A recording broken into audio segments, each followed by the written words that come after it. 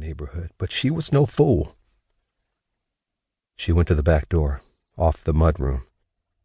It was locked, too. If there was truly an intruder in her home, how had he gotten inside? Nevertheless, something was going on upstairs.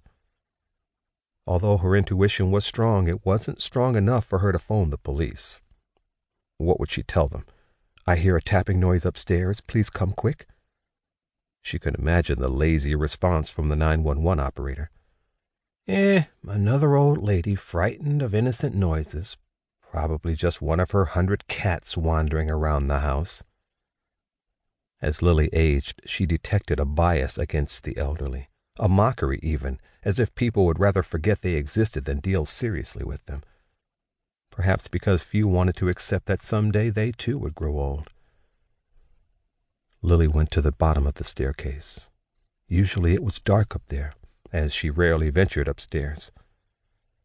The narrow steps, 19 of them, were bad on her knees, and many years ago she had reorganized the house to place all of her essential items on the first level. But she saw a light glowing up there, coming from one of the several rooms on the second floor. Is anyone up there?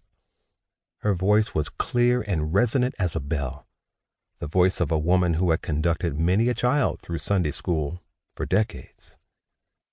No one answered, but she heard a soft tap, like fingernails rapping against a wall. Tap, tap, tap, tap, tap. She found the light switch at the bottom of the staircase and flicked it on. Harsh yellow light flooded the stairwell. She squinted, her bespectacled eyes taking a moment to adjust to the sudden brightness. No one came out of hiding. The staircase was empty. Sometimes she wished she had accepted her granddaughter's offer to find a dog for her.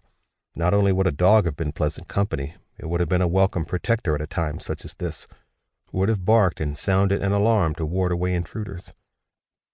But Lily was in and out of the house so often each day, involved in so many church and volunteer activities, that she worried a dog would get lonely staying home alone.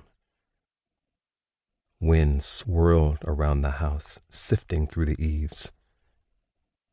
Tap, tap, tap, tap, tap. Hey, anybody up there? She asked.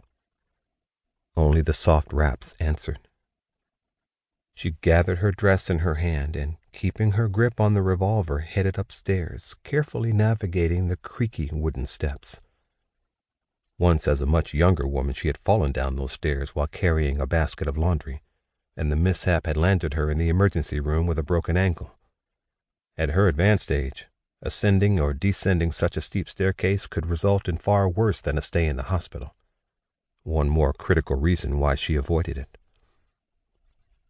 Careful, Lily.